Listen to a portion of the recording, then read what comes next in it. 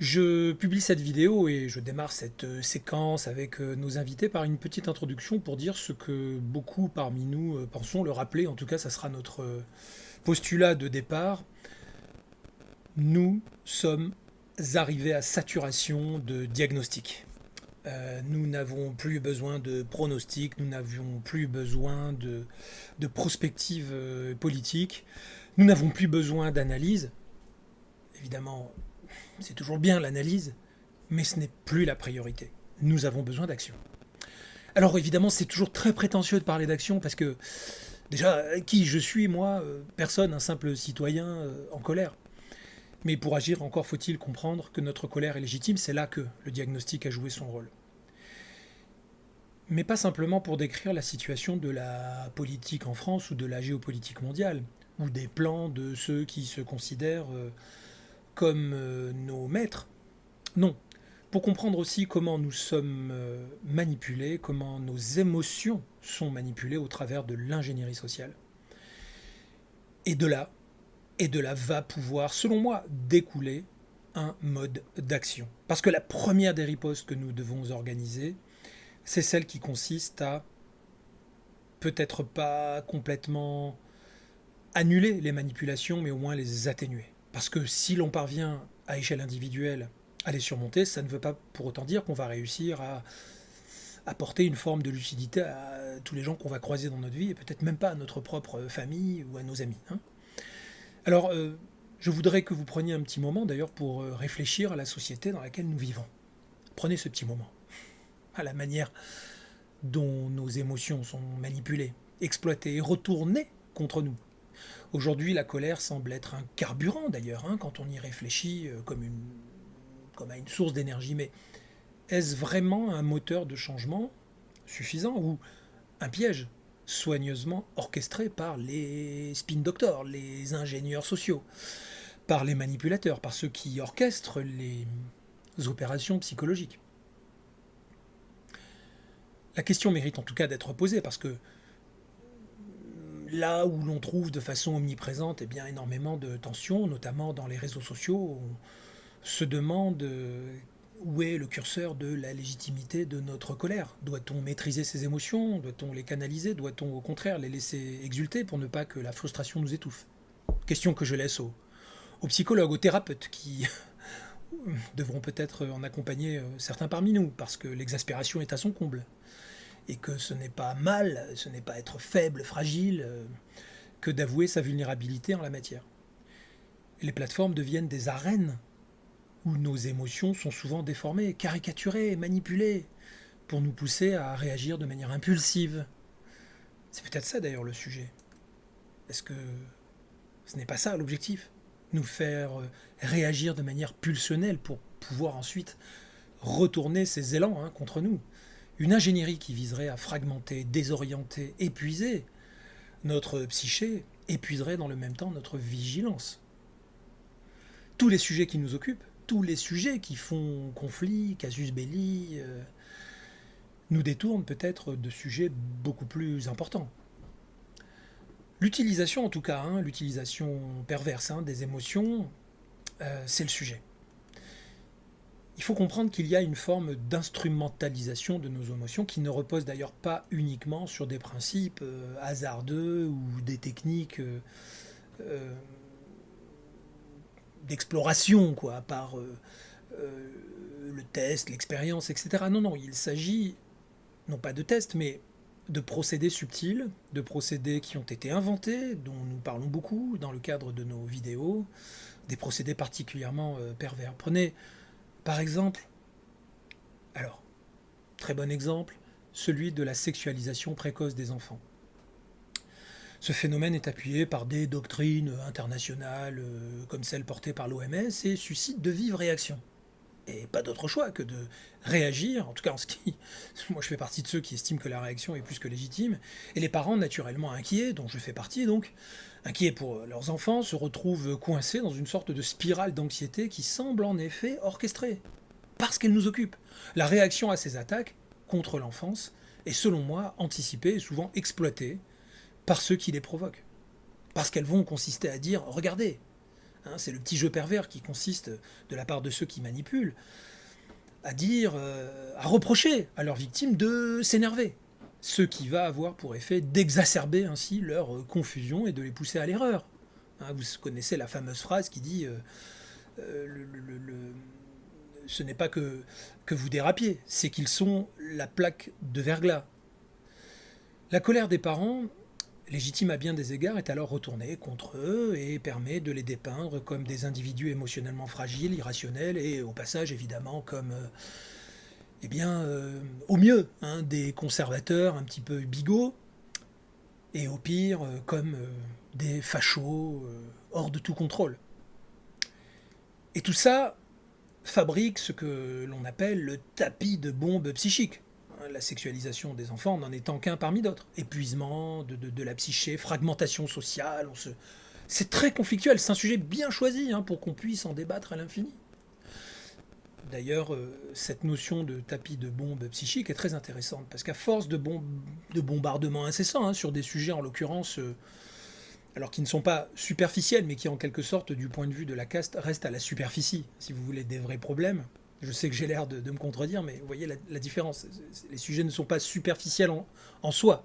C'est que si tant est qu'il y ait une profondeur dans les vrais problèmes politiques qui devraient nous occuper, on nous empêche d'y aller et on nous laisse au niveau de l'écume. Je reviens sur cette idée de fragmentation. C'est notre attention aussi qui est fragmentée, qui est atomisée. La capacité à se concentrer sur des enjeux donc cruciaux d'avenir, sur la tectonique des plaques économiques, sur la fiscalité, sur en tout cas la nécessité, à mon sens impérieuse, hein, de coaliser verticalement pour remettre en question le processus de perte de souveraineté, d'identité, le processus d'ailleurs de fédéralisation de notre pays. Eh bien tout ça est impossible parce que nous sommes occupés par les problèmes qui sont au niveau de l'écume des vagues. Ce qui entraîne donc, je le disais, un épuisement mental, émotionnel qui interdit, ou en tout cas ralentit, toute réflexion profonde. Nous sommes conduits à réagir donc à des irritants. Et il a été d'ailleurs démontré par des psychosociologues que le fait de générer de l'anxiété comme ça, émotionnellement, de nous user, de nous épuiser, eh bien, rend impossible la quête d'intelligence collective. Je vous fournirai d'ailleurs le lien vers cet article qui est le fruit lui-même d'une synthèse, d'une étude. C'est pas le seul, mais il y a quelques sources très instructives en la matière. Et donc, nous ne pouvons pas nous concentrer sur les problèmes sociaux parce que nous sommes absorbés par les problèmes sociétaux qui affectent nos vies de manière immédiate. Voilà, donc les réseaux sociaux vont évidemment jouer un rôle d'amplificateur, on fait mine de s'en plaindre, mais à vrai dire, on organise la fausse menace de la censure définitive, mais non, on ne les fermera pas. On ne les fermera pas, on instaurera beaucoup plus de contrôle, beaucoup plus de filtrage, pour que il en résulte cet apprentissage de l'impuissance, parce que quand vous dérapez, vous êtes énervé, que votre profil saute ou que vos publications sont recadrées, etc., petit à petit, il y a une forme de domestication, hein, de votre psyché.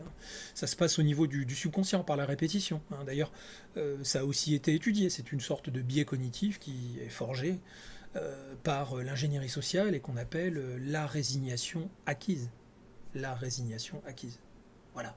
Donc nous sommes dans une société surstimulée par les tapis de bombes psychiques, où les débats authentiques et constructifs sont de plus en plus rares. Où la colère qui est parfois, parce qu'il existe toutes sortes de formes de colère, la colère qui est donc parfois légitime, voire nécessaire, est retournée contre nous et devient, dans ces manifestations, en quelque sorte, un outil de contrôle. Alors que faire de cette colère que vous êtes nombreux à ressentir dans le contexte actuel? Je le répète, je répète ma question, sera-t-elle un vecteur de changement ou un outil de contrôle supplémentaire? Pour ma part, je suis loin d'être le seul, c'est pour ça que je donne mon exemple, c'est pas pour parler de moi, mais on m'a beaucoup accusé de trop intellectualiser les sujets. Et un jour, j'ai découvert la possibilité d'exprimer mes émotions. Je me suis aperçu que la colère était une source une possibilité, un bon prétexte à communier. C'est-à-dire que lorsque vous exultez certaines émotions négatives, évidemment en essayant de les canaliser sans qu'elles soient trop pénibles pour les autres, et je ne crois pas que en les exprimant au travers d'une vidéo on puisse faire beaucoup de mal à qui que ce soit, mais quand on fait ça, eh bien on provoque chez autrui une forme de catharsis, vous savez, c'est-à-dire ce ressenti quoi, euh, par procuration. Et les gens vous disent merci, tu es allé au bout d'une idée que moi-même je ne peux pas exprimer en public, etc. Et puis la plupart des gens sont obligés de rester dans l'anonymat, de se protéger. Ne serait-ce que sur le plan de leur notoriété professionnelle, hein, ils ne peuvent pas prendre le risque de sortir. Donc, vous voyez, c'est un sujet complexe, multiforme, mais euh, on peut se demander aussi si la colère n'est pas la juste réponse naturelle, hein, forgée par des milliers, des millions d'années d'évolution. En tout cas, on va dire allez, des dizaines de milliers d'années depuis qu'existe, bon an, mal an, un semblant de civilisation, ben, la colère est peut-être aussi la réponse naturelle, donc disais-je, à l'injustice. Hein, on pourrait plutôt la rebaptiser là, sous sa forme plus politiquement correcte, par le terme d'indignation. Rappelez-vous le livre, hein, indignez-vous, disait l'auteur. Et en effet, la colère, spécifiquement vécue en ce moment par la plupart d'entre nous, c'est celle qui répond aux abus de pouvoir, aux manipulations. De la même manière que Clausewitz disait la guerre est la continuation de la politique par d'autres moyens, eh bien de la même manière, je dirais que la colère est en quelque sorte la continuation d'une réflexion, alors potentiellement conflictuelle, hein, mais par des moyens émotionnels. Oui, parce qu'à un moment donné, on ne vous entend plus et vous haussez le ton. Vous mettez en quelque sorte, vous investissez des moyens émotionnels simplement pour arriver à exprimer ce qui vous blesse.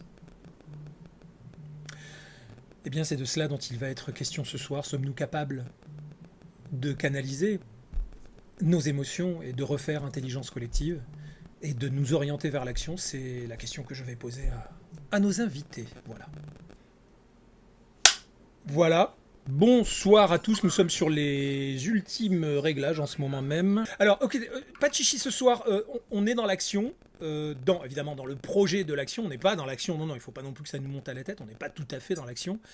Mais on veut passer à l'action, hein, c'est ce qu'on reçoit tous comme message. C'est vrai ou c'est pas vrai, hein? Micro-influenceur, moyen-influenceur, gros influenceur. Les gens disent, bah alors qu'est-ce qu'on fait maintenant, hein? Le diagnostic, on a compris. Les prospectivistes, c'est bon, on n'en peut plus. Les influenceurs YouTube, on n'en peut plus. Dites-nous ce qu'on peut faire. Ça veut pas dire que la réponse est facile, mais on va quand même essayer d'aller sur ce thème. Alors, quand Didier, en ce moment, prend la parole, j'espère qu'il l'a vu, mais bon, ça doit être noyé dans les milliers de likes qu'il a. Moi, je fais constamment des likes sur ses posts parce qu'il dit souvent, il y a une flamèche qui va prendre, on sait pas où ni quand, mais ça va péter. Et ton discours, c'est de nous dire, il faut être prêt. Ben écoute, tu sais quoi, mon ami? C'est la première question que je te pose. Ça veut dire quoi être prêt? Qu'est-ce que tu penses qu'on doit faire pour être prêt? J'imagine que c'est pas de la psychologie quand tu dis ça. Et c'est peut-être aussi l'occasion, et là je te laisse dérouler, hein, de nous dire comment toi tu te prépares, parce que nous sommes tous d'accord, oui ou non, on a envie de régler son compte à cette oligarchie qui nous épuise psychiquement. Donc on t'écoute, mon cher Didier. Bon, déjà, il faut partir d'un constat qu'on va brièvement faire, mais pour pas partir comme ça dans l'absolu, tête baissée. On est à peu près d'accord tous sur le constat. C'est-à-dire, que c'est une démocratie représentative qui ne représente plus que ceux qui sont payés, puisque la politique est devenue un métier, le métier de ceux qui n'en ont pas, comme je dis souvent. Donc, les syndicats font partie du même, de la même scénographie, je dirais. Tout ce qui est, en fait, c'est plus qu'une crise, c'est devenu chronique, un problème de représentativité. De telle sorte que, en apparence, la démocratie française, et c'est là où c'est assez complexe, fonctionne parfaitement. C'est-à-dire, facialement, tout est respecté, les procédures, il en est de même pour l'autorité judiciaire. On ne peut pas dire que ça ne fonctionne pas. On ne peut pas dire qu'on soit en dictature. Mais on voit bien que c'est une démocratie, ce serait plutôt une démocrature, qui n'a plus de prise avec le réel et qui elle-même vit dans un monde clos qui se répond. Et donc finalement, il y a deux mondes. Il y a le monde mainstream, avec ben voilà, ces institutions, ces médias, ces intellectuels, ces thématiques, un peu comme dans les Monty Python. Hein. On est à table, on se distribue les sujets de conversation. Ah ben voilà, donc il y a des choses qu'on peut dire, des choses qu'on ne peut pas dire, parce que tout est codifié et assez bien codifié, de telle sorte que, comme du coup, dans les dictatures ou dans les, allez, on va dire les démocraties très autoritaires, on s'autocensure, on sait ce qu'il faut dire, on sait quand il faut chuchoter, on sait quand il faut employer tel mot ou tel autre. Et quand on commence à réagir comme ça dans une société, c'est qu'on est assez loin déjà de la démocratie et de l'insouciance. Bon. Alors, on ne va pas refaire tout le débat. On est d'accord à peu près sur les institutions. Après, qu'est-ce qu'on fait? Est-ce qu'on change de république? Peu importe, mais on ne peut plus continuer comme ça. On est d'accord pour avoir une démocratie plus directe, c'est-à-dire, appelons-le comme ça, RIC, par exemple, possibilité de révoquer des élus. Et de toute façon, moi, je suis un adepte de l'usage, de l'utilisation du référendum comme mode de gouvernance plusieurs fois par an, mettons 2 fois par an, une fois par semestre, en groupant les questions, et des questions bien sûr impactantes, structurantes pour la vie des Français. Et une fois que c'est tranché, comme en Suisse, on critique beaucoup la Suisse, mais c'est une véritable démocratie, on n'y revient plus. Ça ne vous plaît pas? Tant pis, c'est tranché. C'est comme ça. Et de telle sorte qu'on engagerait les citoyens français et le pays vers une voie et pas vers une autre. On va y revenir à l'occasion, par exemple, de la guerre, de voir cette tragicomédie se passer à l'Élysée où on a le petit Zelensky entre deux lignes, deux rails de coke qui arrive avec son t-shirt toujours le même, demander ses milliards. Il m'a échappé, ou alors ça m'échappait, hein, je ne sais pas, je ne crois pas qu'il y ait eu un débat à l'Assemblée nationale ou au Sénat suivi d'un vote pour savoir si nos gamins devaient aller se faire trouer la peau, quoi. Bon, par exemple. Donc, une fois que c'est tranché, c'est tranché. Alors, la question sur laquelle on achoppe les uns les autres, c'est qu'évidemment, comme je le disais, dans ce monde mainstream, il y a des codifications, il y a même des fact-checkers. Je vois qu'il y a Amélie qui connaît le sujet, par cœur. Elle a beaucoup travaillé sur le sujet. Elle continue, fait un travail essentiel, qui viennent en dernier ressort lui taper sur les doigts avec l'argent d'ailleurs du fonds Marianne pour partie, et qui continue à être financé par nous tous. Bon, en réalité, je pense qu'il faut être capable de mettre de côté, allez, on va dire, les sujets, il n'y en a pas beaucoup, hein, qui nous divisent. Les sujets qui nous divisent, c'est déjà de ne plus parler des partis politiques traditionnels. Euh, Parce que là, on va pas s'en sortir. Et il y a des clivages qui ne sont plus du tout signifiants, comme droite-gauche. Le problème, c'est plus de savoir droite-gauche. C'est de savoir si on est pour le globalisme ou pour un souverainisme intelligent. Euh, Petite question du coup, si tu m'autorises, rapidement, hein, pour clarifier ce point. Tu peux imaginer donc qu'il existe une forme de... Allez, le terme est un peu galvaudé, mais une sorte de convergence des luttes qui nous permettent de mettre de côté nos différends habituels. Et si oui, est-ce que euh, tu envisages qu'il y ait une forme de coalition populaire qui émerge dans laquelle on sache mettre de côté ces obsessions idéologiques, le temps de recréer la bonne république ou le bon système ou les bonnes institutions. Tu penses que ça, c'est possible? Bah, de toute façon, c'est indispensable. Parce qu'on voit bien que si on fait une analyse rapide de la situation française et européenne, parce qu'en vérité c'est européen, selon les coalitions, grands chapiteaux ou des coalitions plus petites, le fait minoritaire, je vais faire un peu, pas une tautologie, mais plutôt un oxymore, quoi, s'est imposé partout. La minorité est devenue majoritaire. Or, l'addition des minorités, ça ne fait pas une majorité, de telle sorte que toutes les social-démocraties, en réalité, ont besoin de coalitions et d'alliances pour exclure, et pour qu'elles avancent, elles excluent d'un côté ce qui est considéré comme extrême droite et de l'autre ce qui est considéré comme extrême gauche. En réalité, extrême droite, extrême gauche, plus abstentionniste égale 75% du corps électoral français. Je ne parle que de la France. Ce qui m'amène à te titiller pour te demander comment on réussit à faire ça. avec quelle rhétorique, quels arguments forts, parce que tu auras toujours des gens de gauche qui vont dire non, je peux pas me le blairer, celui-là, c'est un sale facho qui a pas dit les mots que je voulais entendre sur l'immigration, etc. Comment tu arrives? Est-ce que ça, tu y as réfléchi ou pas? Bah, j'y réfléchis. De toute façon, je pense que pourquoi je parle souvent de flamèche. Parce que je pense qu'il y a quand je dis être prêt, c'est quoi? Il y a une phase de réflexion sur ce qui pourra nous structurer demain. Et ce demain peut arriver très vite.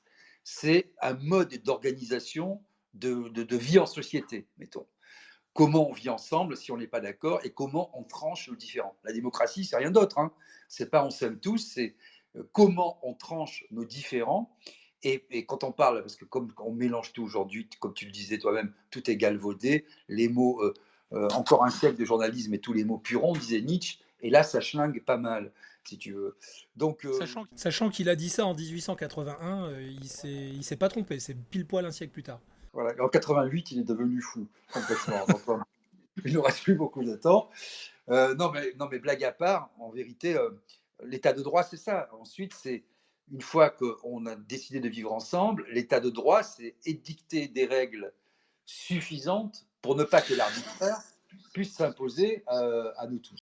Je continue à te titiller, parce que je veux vraiment être super concret ce soir. Je te donne un exemple. Moi, il y a des gens de gauche qui sont d'ailleurs dans ton environnement, que j'aime beaucoup, du genre Harold, j'aime beaucoup, honnêtement, je le kiffe. Mais j'arrête pas de... Tu vois, j'écris sous ces tweets et je dis, en substance, hein, je dis, je vous aime, il faut absolument qu'on aille au bout de ce que vous dites, c'est-à-dire que on va mettre les étiquettes de côté, est-ce qu'on peut parler, est-ce qu'on peut essayer de...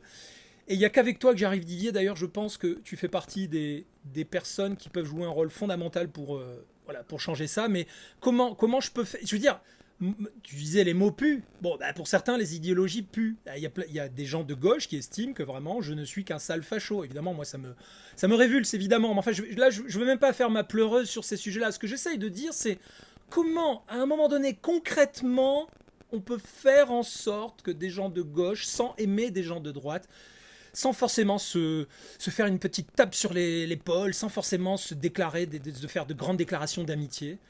Comment on les met autour de la table en disant tu veux qu'on y arrive? Le seul moyen c'est qu'on discute. Ok, alors discutons. Mais comment? Tu vois, moi j'ai besoin d'identifier l'interstice, dans lequel le moment où quelqu'un comme toi intervient, et je veux savoir ce que tu leur dis et quels sont tes arguments, si tant est que tu y aies pensé. Excuse-moi, hein, je chipote un peu, hein, je veux pas t'embêter, mais je pense que tout le sujet est là parce que c'est là que personnellement je me sens impuissant. Voilà. J'y ai pensé depuis toujours, en fait. Depuis Séguin, j'allais dire depuis les Gilets jaunes, mais même depuis Séguin, puisque en 92, moi j'ai commencé par l'engagement aux côtés de Séguin contre Maastricht, on avait déjà ce problème. Et à l'époque, on parlait des républicains des deux rives, et la personnalité de Philippe Séguin arrivait un peu à transcender tout ça. Il était aimé aussi bien par des gens de gauche. Il y avait un peu chevènement à gauche. Bon, il a mal viré. L'âge aidant, pour une médaille en chocolat, il est devenu macronard. Bon, écoute, ça peut arriver, les accidents de parcours. Il ne faut pas rester bloqué là-dessus. Tu as l'ancien ministre Montebourg, qui est pas mal aussi de ce point de vue-là, qui est assez ouvert, je dirais. Bon, voilà, il y a des gens comme ça. Alors, comment faire? Je parlais tout à l'heure du monde mainstream et j'allais dire du monde, non, des autres mondes alternatifs, qui sont autant de tribus. Et comment on passe de la tribu où on compose sa propre citoyenneté, en fonction de ses goûts, de ses appétences, etc., à une espèce de vivre ensemble, refaire nation. Ça, c'est compliqué. Et pour en sortir, à mon avis, moi, je crois beaucoup au combat des mots, au champ lexical et au champ sémantique. Si on utilise les mots qui nous sont comme ça jetés en pâture comme des os dans le débat public, on se fera toujours avoir.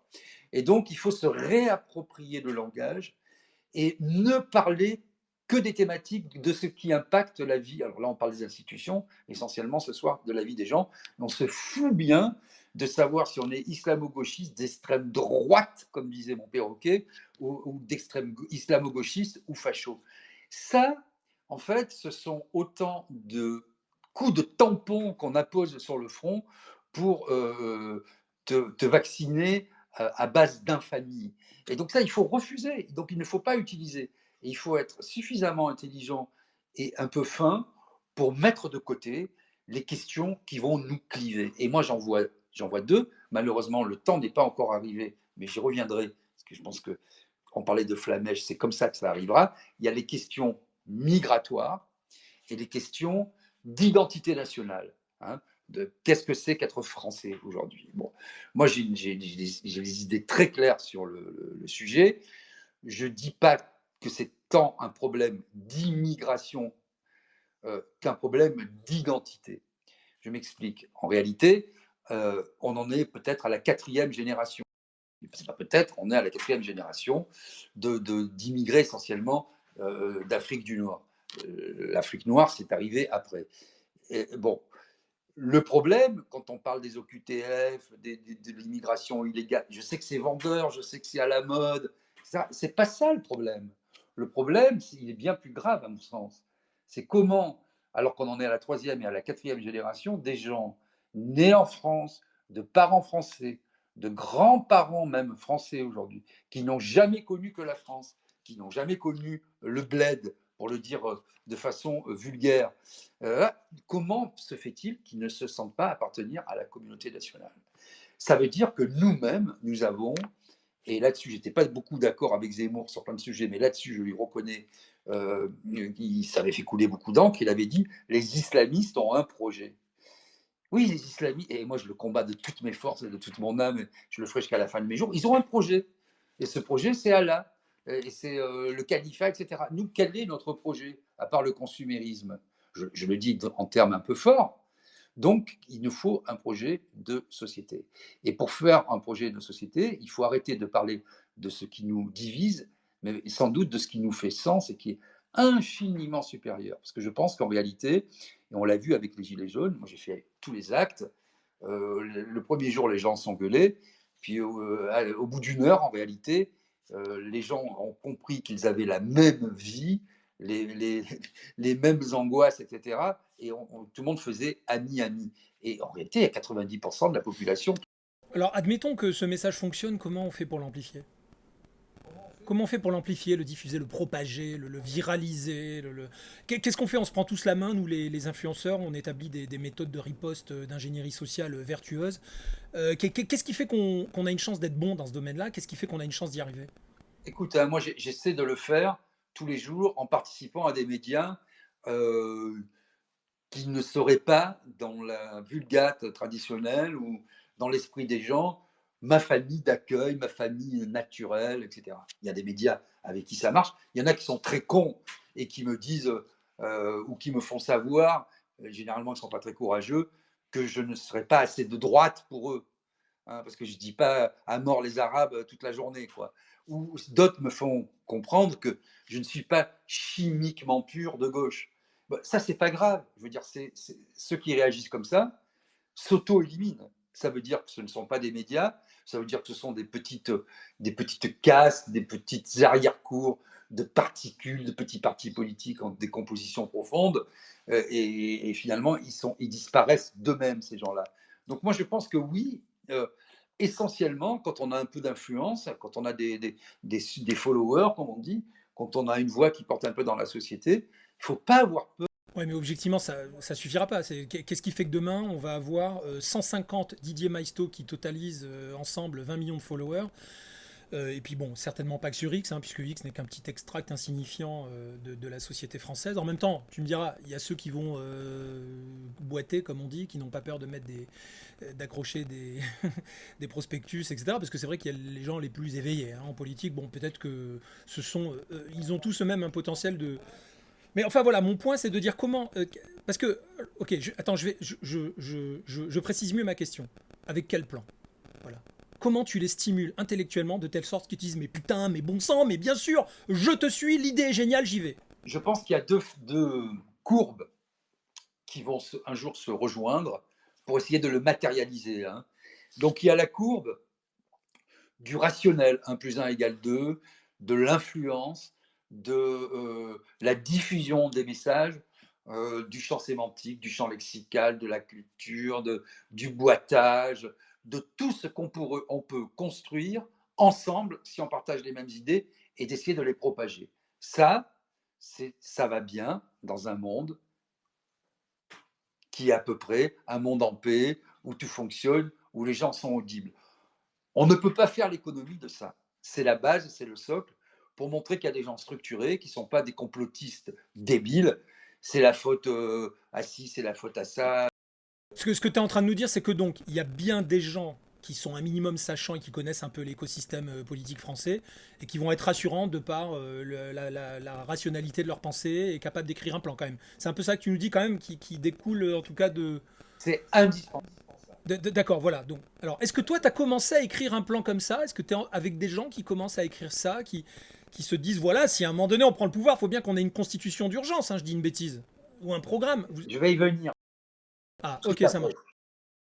Je te presse un peu parce qu'il est 21h23, 22h, il y a Rejoint. Alexis qui nous Non, rejoint. non, il n'y a pas de problème. La deuxième courbe, bah, c'est celle de l'imprévu, de l'accident, de la flamèche. C'est le réducteur d'incertitude absolue. C'est-à-dire qu'à un moment, si les gens bah, n'ont plus à bouffer, au lieu que ce soit le 15 du mois, c'est le 10 du mois, puis le 5 du mois qui sont dans le rouge, que l'électricité va encore augmenter, que leurs impôts vont encore augmenter, parce que je vois que même pour les TPE, pour les PME, etc., ça va être difficile, qu'ils ne peuvent pas payer l'école pour les gosses, qui ne peuvent plus aller dans les supermarchés. J'ai lu hier l'étude de Lidl qui faisait des produits à la con, des produits d'appel tous les mois dans leur catalogue. Pour 10 euros, tu avais le décapeur thermique et ça te permet d'aller acheter après des légumes et de la viande pour pas cher. Ça ne marche pas. En tout cas, clairement, t'as l'air d'identifier la flamèche du côté du pouvoir d'achat, quoi. Oui, elle- Ou des agriculteurs, ce qui revient au même, mais je veux dire, les agriculteurs vont peut-être initier les choses. la flamèche vient toujours quand on a le ventre vide. Ça vient toujours, on a beau dire après, on peut emberlificoter les choses, dire c'est un problème, ça vient en même temps, de façon simultanée ou après, la question institutionnelle, la question de faire payer, parce qu'il y a aussi les gens qui sont en colère, comme tu disais. Il ne faut pas que ça reste impuni, il faut que les gens soient punis pour ce qu'ils ont fait, parce que ça, c'est dans l'âme humaine, c'est dans le combat humain. On a besoin de désigner des responsables. On peut dire c'est bien, c'est pas mon... Tribunaux populaires, comme Juan Branco, t'es d'accord avec ça? Tribunaux populaires, à un moment donné, comme le dit Juan Branco? De toute façon, il faudra organiser, moi je suis assez d'accord, pour faire fonctionner la justice. Parce que si toi demain tu ne payes pas tes impôts, tes taxes, ta taxe foncière, tu vas voir ce qui va t'arriver.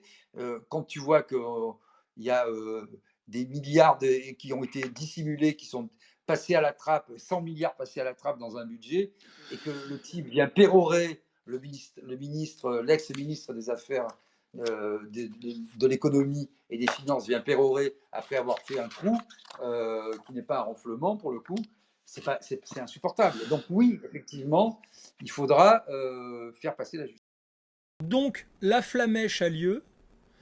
Et comme je rebondis sur un de tes tweets parce que je trouve que c'est la transition idéale que de m'y référer. Tu disais, faudrait pas non plus qu'on se fasse confisquer ce mouvement populaire et ou qu'on se fasse doubler par ce que tu appelles toi-même des résistants de la 25e heure.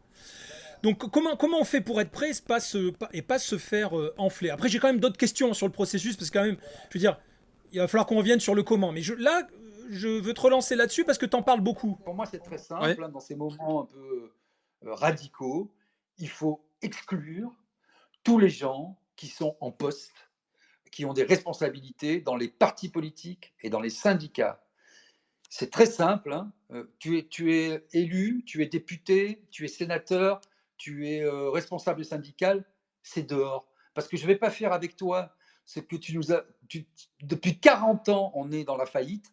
Donc, merci tes solutions, je les connais, je les ai éprouvées et je me suis assez fait avoir et je reste. Bon, déjà, je me permets de te dire merci.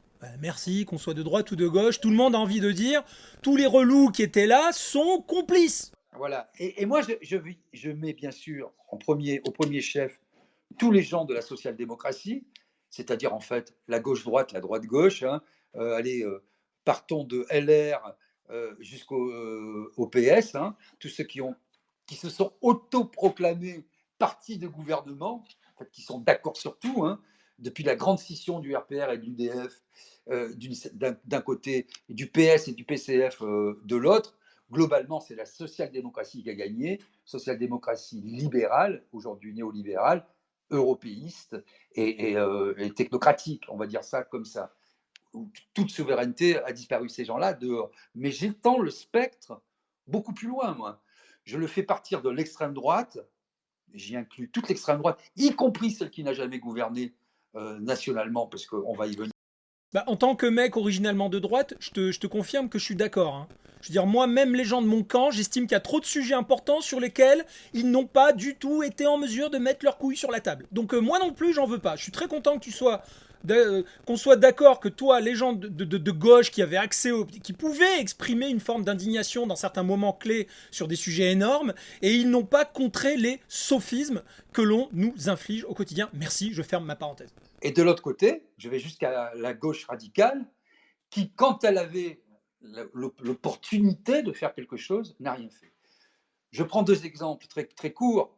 La réforme des retraites. La réforme des retraites, il y a eu des motions de censure, plusieurs 49.3, les vieillards Kakoshim du Conseil constitutionnel, comme je le disais ce matin, dont 40% des membres n'ont jamais ouvert un dalloz, qui ont un rapport que très lointain avec le droit, hein, et qui nous ont quand même imposé cette réforme qui a été rejetée par 91% des actifs tout au long du processus et 72% des Français tout au long du processus. Malgré ça, il nous a été imposé et les syndicats ont participé, ils sont allés à Canossa après nous avoir roulé dans la farine. Madame Borne a mis son coup de sifflet et ils y sont allés, y compris la CGT, en disant « Ah ouais, là, mais vous n'avez pas été gentil, mais bon, hein, c'est pas bien. » Et on s'est fait baiser parce qu'il y a... Alors, accélérons. Là, tu nous as très bien illustré le truc. Donc, premier point, donc on dégage la case. Très bien. Moi, je pense que tout le monde applaudit sur le space. Là, il n'y a aucun doute. On en a ras l'oignon de tous ces gens. Quel autre dispositif tu mets en place pour qu'on ne se fasse pas confisquer un soulèvement légitime? On exclut de nos rangs tous les gens, bon, ça a déjà été fait hein, dans des manifs, hein, les gens qui arrivent après nous avoir insultés, qui sont fait virer des manifs, eh ben, on le fait systématiquement. Ne pourront participer au mouvement populaire que des gens qui n'ont jamais exercé un pouvoir d'ordre national, qu'il soit politique, intellectuel. Alors, comment on empêche les infiltrations de gens qui seront peut-être dépendants indirectement d'officines qui les financent et qui, voilà, qui auront planifié tout ça avec nous et par devers nous? La gueule, on leur casse la gueule. On fait des... Attends, mais non, mais là, c'est fini. On ne rigole plus. Moi, j'ai plus envie de rigoler. Hein. J'ai plus envie de faire des spaces sur le monde d'après, comme j'ai fait pendant le Covid, où je donnais la parole à tout le monde. Ah, c'est bien le monde d'après. On va fumer des joints en regardant la mer. Non, non, c'est pas ça le monde d'après. Le monde d'après, c'est le monde d'avant qui est moins sûr, qui est plus contrôlé, avec moins d'argent. C'est tout ce que c'est le monde d'après. Donc, je pense que ce qu'il faut bien comprendre, et c'est pour ça qu'il faut être radical au sens de racine, radici. En italien, radis en latin, la racine du mal. Il faut être radical, pourquoi? Parce qu'on n'est plus dans l'ajustement d'une société. On sont aujourd'hui attaqués, c'est les fondements de notre société qui sont attaqués. De notre identité et bien au-delà, bien plus profondément la société, de la famille, de l'enfance, de bon. Hein. Mais tout, on peut parler du wokisme. Ce qui m'amène justement à te demander la chose suivante, parce que, excuse-moi, hein, je te challenge et tu as le droit de m'engueuler si je suis pénible ce soir, mais je veux tellement l'action, je veux tellement clarifier, et je te suis bien, hein, donc ta pensée me passionne et je suis sûr que je suis loin d'être le seul ici. On sent que tu fais partie des personnes clés, hein, sans vouloir te flagorner. Hein. On n'est même pas d'accord en plus, toi et moi, idéologiquement. Mais t'as mis tes couilles sur la table et je t'en remercie Didier, donc je continue à te... Voilà, je te titille. Alors écoute, moi voilà, je te dis ce que je pense des ingénieries sociales et des manipulations qui ont été mises en œuvre. Elle consiste à nous désorienter psychiquement, nous amenant sur le terrain de la sexualisation des enfants, sur le trans-machin, sur voilà, on a bousillé, explosé, pulvérisé tous les sujets de l'identité, mais pas simplement pour le plaisir de les bousiller, t'as bien compris pourquoi, pour atomiser la société, pour faire en sorte qu'au moment où il faudrait qu'on coalise, on va s'engueuler sur le sexe des anges et pas que, et on aura donc du mal, si tu veux, à coaliser. Donc moi je veux savoir avec quelle puissance logique, au sens de Victor Hugo qui dit rien n'arrête une idée dont l'heure est venue. Avec quelle puissance logique tu arrives vraiment à mettre tous ces sujets de côté. Et s'il te plaît, hein, prends bien en compte qu'on a affaire à une proportion comment dire spectaculaire de débiles dans le pays qu'on a lessivés sur le plan de l'esprit critique et qui sont complètement hystériques et qui ne voudront jamais avancer dans une coalition quelle qu'elle soit si on n'a pas d'abord assuré que, tu vois, tel et tel aspect de leur idéologie privative n'a pas été mis en avant. Comment tu mets ça vraiment de côté, avec quelle puissance rhétorique, logique, appelle ça comme tu veux? Comment on fait? Parce que moi, personnellement, cette question est sincère et je te demande pas la résoudre tout de suite, hein, mais au moins ça a le mérite d'être une question sincère que, à mon avis, tout le monde se pose. Je pense d'abord qu'il faut identifier les gens qui sont capables de mettre, comme tu l'as dit, leurs couilles sur la table.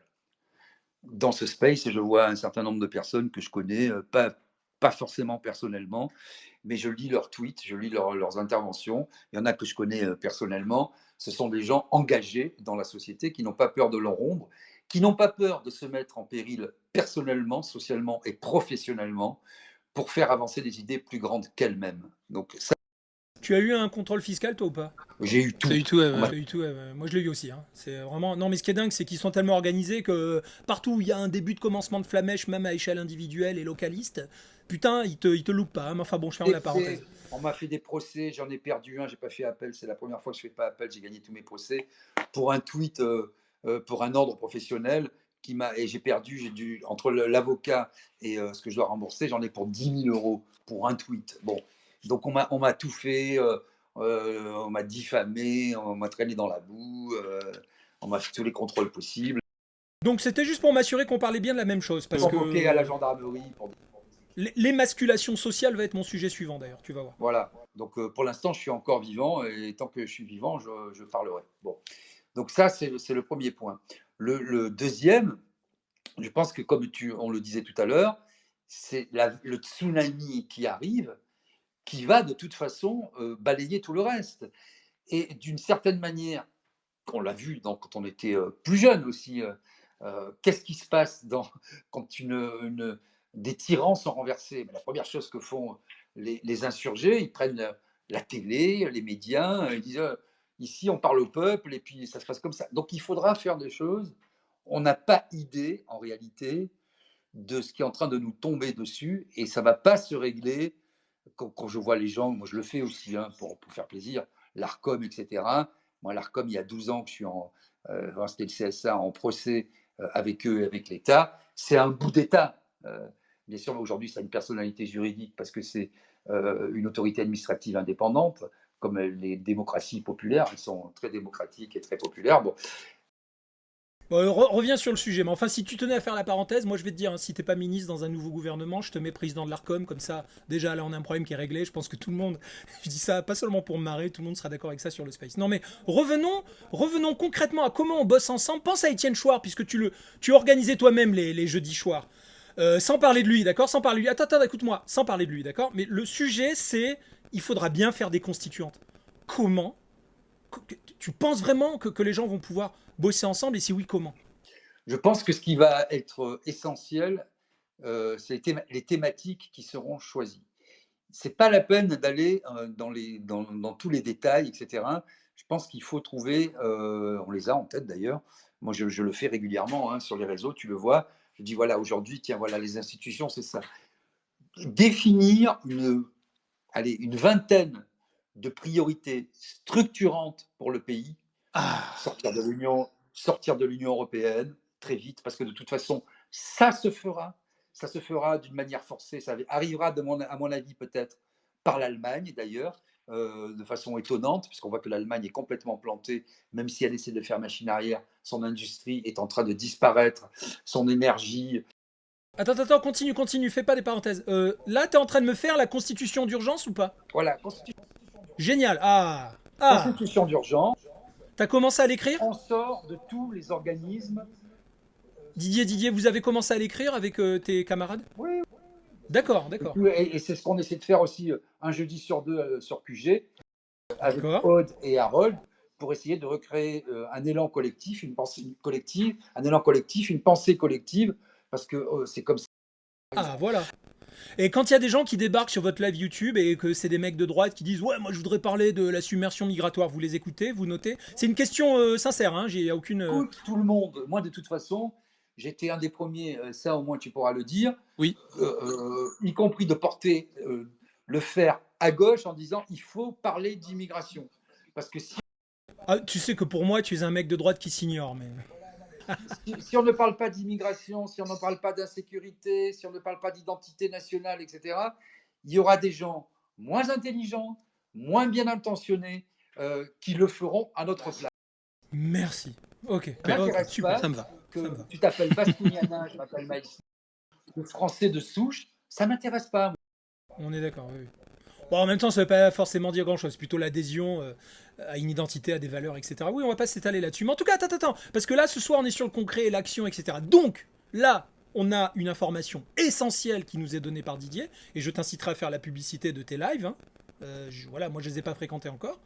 Donc, vous êtes en train de réfléchir à une vingtaine de points, par exemple, de ce qui serait une constitution d'urgence. Donc, constitution d'urgence signifie qu'il y aurait peut-être après des constituantes pour, voilà, en cas de mouvement qui réussit, on établit un gouvernement provisoire et on dit on va tous s'asseoir pour refaire une constitution qu'on met au propre, mais sur la base donc de quelques préceptes sur lesquels voilà, on a la médiane, on a quelque chose qui fonctionne pour la majorité des gens qui auront participé au mouvement. C'est un peu ça. C'est ça. Et écoute, en réalité, c'est très simple.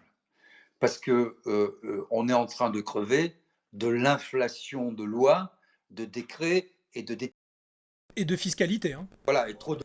Délirante. En réalité, quand ça a été dit, mais parce que c'est une formule qui est devenue complètement creuse, le gouvernement gouverne et le président doit présider. Bon, sauf que tout le monde se mêle de tout et que l'autre, il en est à régler. Emily in Paris, c'est pour te dire un président qui préside. Bah, d'ailleurs, vous gardez le régime présidentiel, juste pour info. Ça, vous gardez le régime présidentiel dans votre Bon, là, on idée, peut là. parler, je vais y venir sur les institutions. Bon, alors je parlerai en mon nom parce qu'on n'a pas encore fini.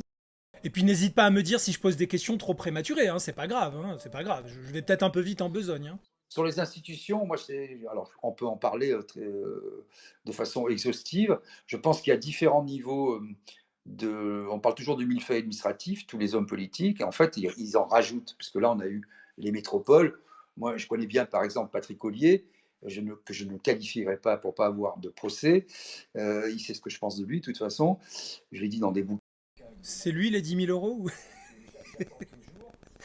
À un moment, le type qui fait une métropole, qui fait un troisième tour avec les socialistes pour faire élire après des vice-présidents, ça ne sert à rien, la métropole, le Grand Paris, la métropole de Paris.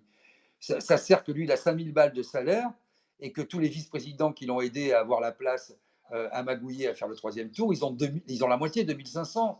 Ça ne sert à rien. Il y a 577 députés, il en faudrait 100, un par département. Moi, je suis d'accord pour m'appuyer sur les départements et je vais aller plus loin. Bon, j'ai l'esprit très clair sur le sujet. Donc pour une forme de ce qu'on appelle de localisme. Revitaliser le localisme. Ça ne peut marcher que par le localisme. Il y a deux forces qui sont aujourd'hui contradictoires, qui doivent s'unir. Il y a une force qui est au plus près du terrain, qui est au plus près des décisions. Pour moi, ce sont les conseillers départementaux, qu'on appelait avant conseillers généraux, et les maires. Bon. Et les départements, dans mon esprit, doivent être l'organisation territoriale, et à la fois territoriale et aussi un bout de souveraineté, en tant que organisation déconcentrée de l'État pour faire appliquer ce qui aura été décidé par le peuple par référendum. Alors ça, c'est typiquement le genre de truc que tu mets dans la constitution d'urgence ou c'est quelque chose qui peut s'élaborer après? Non, non, non, mais ça commence par là, on met tout à plat. De toute façon, tu fais des décrets pour dire c'est nul et non avenu. Les traités, tu en sors, parce qu'on nous dit on peut pas sortir, on peut sortir de tout. Hein. C'est pas Madame van der Leyen, si on sort, qui va venir nous faire la guerre. Hein. C'est pas l'armée espagnole ou l'armée de Madame Meloni qui va venir nous faire la guerre. Bon, en tout cas, là, t'as lâché la bombe qu'il fallait quand même sortir sur un space. Pour toi, elle est peut-être évidente, pour moi aussi, mais enfin, faut le dire à tout le monde. On sort de ces putains d'institutions européennes une bonne fois pour toutes, d'emblée, là. Hein. Terminé. On ne peut pas refaire un... En fait, quand je dis c'est simple, il faut refaire un pays. Il faut refaire un pays avec une seule chambre, c'est-à-dire une Assemblée nationale. Le Sénat ne sert à rien. Un régime, alors si on parle du président de la République et des parlementaires, on comprend bien que si c'est un régime beaucoup moins représentatif et plus direct par référendum, les députés, ils sont aussi dans ce cadre-là chargés d'écrire la loi avec un mandat révocatoire dans le cadre strict et précis de ce qui aura été décidé par référendum. Et je vois un peu le président de la République comme l'espèce de grand arbitre, allez, j'ose le mot de monarque au sens, républicain, si j'ose dire, encore une fois par un oxymore du terme, c'est-à-dire la personne incarnant la nation chargée de représenter celle-ci vis-à-vis de tous les citoyens. Mon truc est assez simple, hein, donc je veux en finir avec, d'abord, au point de vue français, tous ces organismes qui lèvent l'impôt. Je devais faire un bouquin, mais je n'ai pas le temps. J'en ai répertorié 1000 de ces organismes-là, hein, entre les autorités administratives indépendantes, les conseils supérieurs, les hauts conseils, etc., etc., les conseils économiques et sociaux et environnementaux. Enfin, il y en a pléthore de ces trucs-là. Il y en a qui se sont même jamais réunis, mais dont les membres touchent 7 900 euros et le président 10 000 euros avec voiture qui fait pimpon. Ils n'ont même pas de locaux, hein. Voilà, il y en a pour les machines à pression, il y en a pour, il y en a pour tout, hein, pour des trucs incroyables, hein. Pour les machines hydrauliques, il y a le Conseil supérieur du dopage, des trucs, tu ne sais même pas que ça existe, quoi. Bon, donc il y a toutes ces questions-là. Et d'un point de vue supranational, évidemment, retrouver une souveraineté qui ne saurait être que pleine et entière, sortir de l'Union européenne, sortir de l'OTAN complètement, et pas simplement du commandement intégré, sortir de l'OTAN, qui ne veut plus rien dire aujourd'hui. Je prends un seul exemple, alors que les BRICS sont en train de se composer, de s'édifier, qui vont peu ou prou rassembler les 3/4 de l'humanité en termes de population, qui sont à peu près à 45% du PIB mondial, qui sont en train d'agréger toute l'Afrique, auquel la Turquie a demandé son adhésion. La Turquie, qui est la deuxième armée de l'OTAN, la 8e armée du monde en termes d'effectifs, hein, c'est à peu près 850 000 hommes. Elle est où, la Turquie? Elle est dans l'ONU, elle est dans l'Europe, etc. J'ai lu encore ce matin que la Serbie allait peut-être revoir sa position et demander non pas d'adhérer à l'Union européenne, arrêter ça et aller vers les BRICS. Donc ça se passe ailleurs. C'est pour, ce qu'on ne voit pas en France et a fortiori en Europe, il faut voyager un petit peu pour ça ou se documenter, c'est que les centres d'attraction, les pôles, ne sont plus du tout le vieux monde, le monde vieillissant occidental, hein. Alors, comme il nous reste qu'un quart d'heure avant l'arrivée d'Alexis, on approfondira un petit peu tout ça, hein. C'est toi qui poses un peu les bases du débat. Là, dans ce qui serait en quelque sorte les tablettes, quoi, les commandements initiaux de cette constitution d'urgence, il y a très clairement, on sort de l'Europe, on se débarrasse de l'OTAN, enfin, toutes ces saloperies qui nous empêchent d'être souverains. Je te pose une colle.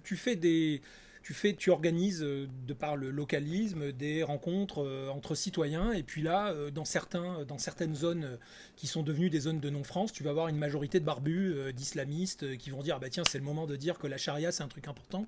Tu fais comment là pour mobiliser les gens là-dessus? Parce qu'on a un vrai problème à la fois démographique sur ces thèmes-là et je dirais d'énergie, hein, parce que certains sont quand même plus motivés que d'autres, si tu vois ce que je veux dire. Est-ce que ça, vous y avez un peu pensé, ou est-ce que tu crois qu'on peut les brosser dans le sens du poil, juste le temps de leur dire s'il vous plaît, restez calmes les gars, mais nous on veut d'abord faire France, après on verra votre problème.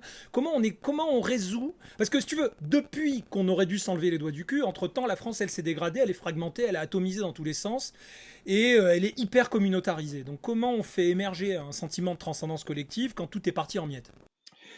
Tout n'est pas jeté dans la Constitution de la Ve République, et notamment dans ses articles premiers. Être français, je parle souvent de la carte du territoire, c'est important, mais c'est aussi, tu l'as dit toi-même, une idée. Une idée, c'est-à-dire Et des valeurs, oui. et des valeurs. Même s'il y a des différences, parce que l'égalité n'existe pas dans la nature. La nature est par essence disparate et injuste si on se place d'un point de vue moral, ou simplement en prenant un maître étalon, hein. Il y a des types qui font 1,90 m qui sont beaux comme des dieux, et puis il y a des Sarkozy. Non, ça c'est méchant.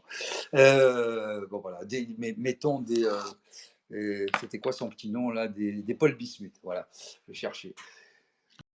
Et puis sur le plan de l'intellect, on a des Delogu et des Séjourné. Ça aussi, c'est profondément injuste et darwinien. Voilà, et que fait la République, que fait la Constitution? Elle dit c'est pas l'égalité au départ, c'est l'égalité des chances. Des chances. C'est-à-dire qu'on essaie à partir de principes bien établis, de compenser les handicaps. Après, chacun doit se démerder. Hein, je veux dire, à un moment, si on te propose de réorienter les choses, de te redonner les chances et que tu ne fais rien, ben, tant pis. Il y a des principes qui sont clairs. Mais indépendamment des principes, Didier, il va y avoir des rapports de Non, force. non, mais les rapports de force, c'est très simple. Pour moi, la France ne saurait être une patrie communautarisée.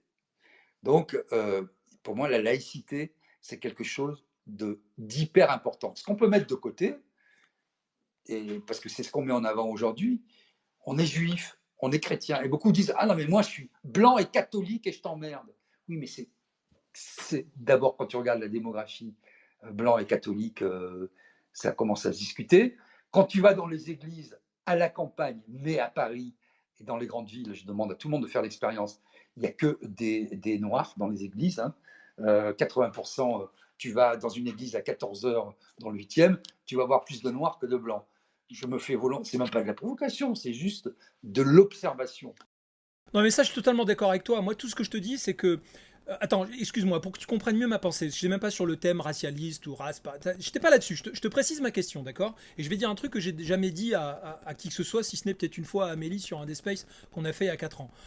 Je pense que l'ingénierie sociale consistant à promouvoir la doctrine migratoire et la submersion migratoire qui va avec consiste justement à nous rendre la tâche impossible le jour où il faudra s'asseoir pour faire des constituantes ou qu'il faudra, tu vois ce que je veux dire, coaliser et transcender le système vers une transcendance collective, quoi, une intelligence collective. Je pense qu'ils se sont justement assurés que la tâche soit impossible parce que la société est déjà hyper fragmentée. Et en gros, pour le dire autrement, je pense que toute une partie de cette comment dire de cette manne migratoire déteste tellement les Français vraiment profondément. Il suffit maintenant, c'est bon, hein, plus personne ne peut me dire le contraire. Hein. Il y a 4 ans, on pouvait encore m'insulter. Maintenant, il suffit d'allumer le poste et pas que CNews. Bon. Eh bien, à ce moment-là, on aura pas simplement une poignée de gens qui vont résister aux résistants, mais une grosse audience, hein, bien trapue, bien velue, qui va dire c'est le moment aussi peut-être pour nous. C'est-à-dire qu'ils vont utiliser les heurts et les problématiques qu'il y aura dans la société pour peut-être passer eux-mêmes à l'étape supérieure. En 2009, je bossais quand même pour Hervé Morin, ministre de la Défense. À un moment donné, j'étais avec son chauffeur à l'arrière de la bagnole. J'ai dit, au fait, on m'avait dit qu'il y avait des caches d'armes en France, c'est vrai. Et il m'a répondu, c'est notre pire cauchemar. On est en 2009, il y a 15 ans. Bon, il y a des caches d'armes en France. On le sait. Désolé, je veux pas aller sur un terrain de psychose, hein, parce que là, je suis là pour penser en termes de solutions. Comment tu t'assures qu'au moment où les Français, qui sont quand même devenus entre-temps des asticots et pas tout à fait tournés, pas tout à fait, comment dire, belliqueux, ni belligérants en tout cas, tu vois ce que je veux dire? On est tous un petit peu ramollis, on va pas s'entraîner à faire du Krav Maga là, toutes les semaines. Comment, au moment où ça va chauffer, parce que ça va chauffer, comment on s'assure que tout ça se passe pacifiquement selon toi? Bon, je vais te répondre que je ne suis pas devin et qu'évidemment, tu mets le doigt sur notre point faible. Quand je disais que nous n'avons plus, nous, de projet de société, c'est bien ça. Et que on est devenu une société consumériste. Moi, je n'oublie pas que, alors que je faisais tous les jours une émission sur Sud Radio, je faisais parler les gens pendant le Covid, le monde d'après, etc. Je n'oublie pas que la première chose qu'ont fait les gens quand ça a été un peu relâché, le confinement, il y avait une queue de 70 kilomètres pour aller au McDo de je ne sais plus quel McDo de la région parisienne. Hein. Donc tout ça. Non mais au moins on est d'accord sur la formulation du problème. On va pas te demander d'être un devin ou voilà, de sortir tel un génie de la lampe et nous dire voilà la solution. Mais au moins, merci Didier, tu es d'accord sur le sujet. Je te ferai dire d'ailleurs, excuse-moi de ma familiarité, mais on avait un jour Étienne Chouard sur un space et quelqu'un lui a posé la colle, lui a dit alors une fois que tu auras établi les constituantes et la démocratie dans toutes les villes et tout, qu'est-ce qui se passe si dans une localité tu as suffisamment de gens pour voter la charia selon tes beaux principes? Honnêtement, il a dit j'ai pas encore la réponse. Donc là, tout le monde sèche. Alors pourquoi je dis ça? C'est pas du tout parce que je suis un vilain facho, même si c'est peut-être le cas pour beaucoup et je m'en tape. Non, non. Pour moi, le sujet, c'est de vous éveiller, chers amis, à ma modeste échelle, bien sûr, à une idée très simple. C'est la raison pour laquelle, à l'Europe, ils veulent, avec le soutien des Soros et compagnie, s'assurer que vous soyez submergé, parce qu'au moment où il faudra défendre votre identité, parce que pour résister, il faut adhérer à des valeurs communes. Hein. Pour résister, il faut se référer à quelque chose qui nous transcende, qui est supérieur à nous. Une identité, d'accord, une histoire, un parcours, etc. On n'a pas la même. Et on commence à être de plus en plus divisé. Bon, donc moi c'est une manière de vous dire, soyez bien conscients que l'ingénierie sociale en œuvre là au travers de la doctrine migratoire, ça consiste à créer pour la caste une armée de réserve gratuite et enflammée, et particulièrement brutale en cas de problème, d'accord. Et que donc ça veut dire qu'il va falloir bouger maintenant.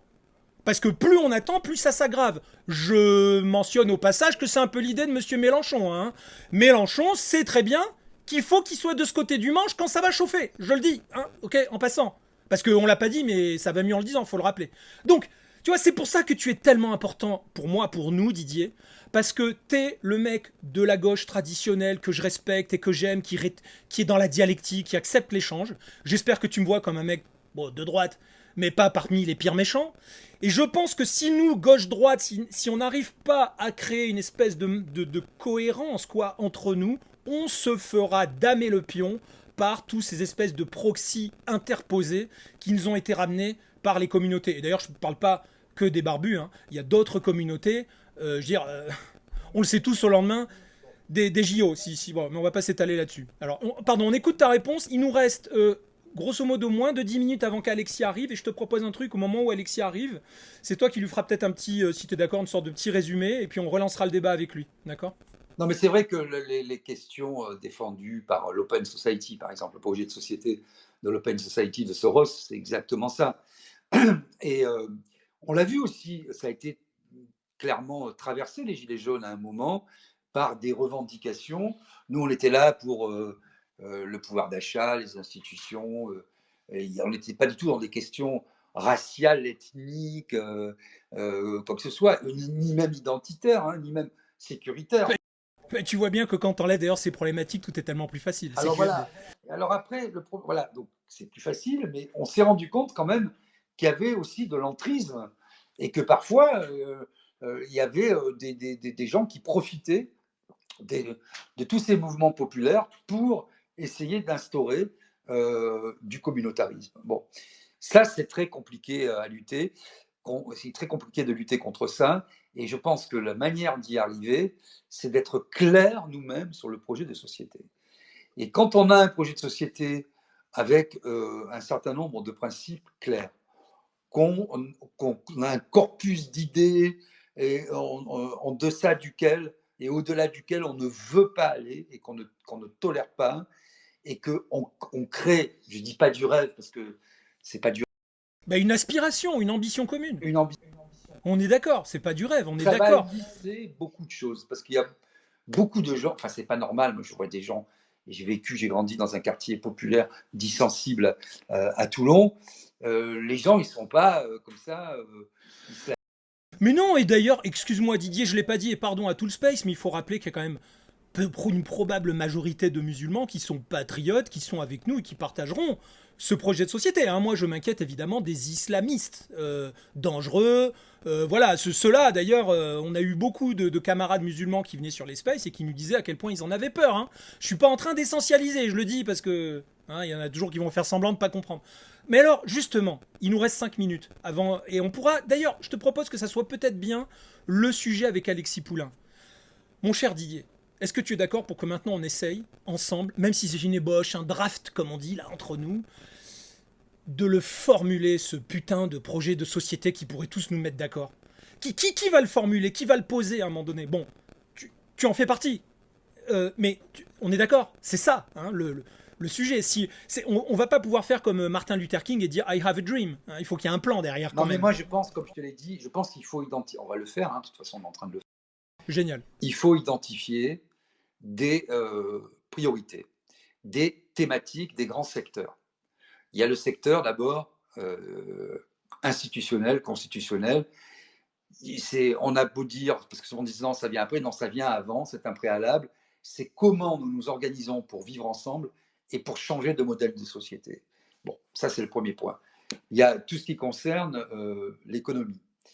Et moi je dis souvent que les principaux problèmes français viennent du mélange des gens. Si tu veux, en France, tu peux être successivement, si tu es dans la bonne caste, tu as fait la bonne école, tu as fait l'ENA, tu as fait la haute fonction publique, tu sors dans la botte, tu rentres dans un ministère, tu peux tout faire. Société hyper stratifiée, alors, aucun doute là-dessus. Et à propos du mélange des genres, c'est le sociétal, le social, évidemment, tout Non, mais ça. déjà, le mélange entre l'autorité judiciaire, tu peux être juge, tu peux être avocat.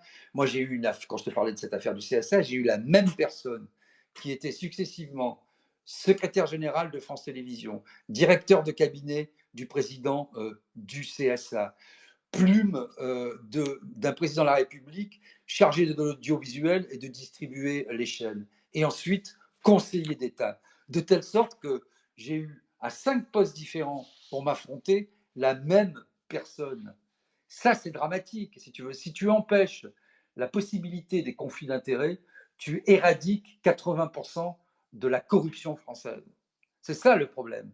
C'est-à-dire quand tu vois aujourd'hui que ces gens-là peuvent être banquiers mutualistes, à la tête d'un syndicat, avocats, conseillers, sages au Conseil constitutionnel ou membres de l'ARCOM, pour après revenir pantoufler dans une chaîne de télévision, il y a quand même un big problème. Et Alexis le connaît par cœur, ce problème.